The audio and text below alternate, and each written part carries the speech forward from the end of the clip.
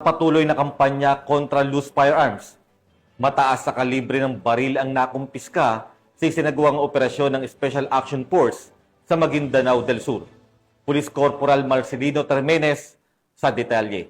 Arestado ang suspect na sina alias Bin Laden at Ibrahim sa pinagsanib na operasyon ng 42nd Special Action Company, 4th Special Action Battalion at 81st Special Action Company, Rapid Deployment Battalion ng PNP SAF at Criminal Investigation and Detection Group, Cotabato City Field Unit, kasama ang iba pang unit ng PNP sa Barangay Metadato, Unsay Ampatuan, Maguindanao del Sur sa matagumpay na operasyon.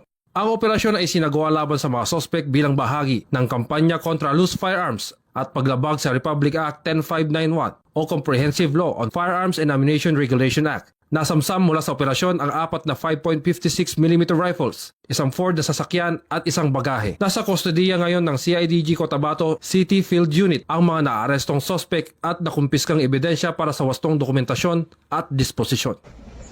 At mula dito sa headquarters sa Fort Santo Domingo, Santa Rosa City, Laguna, ang tahanan ng inyong tagaligtas.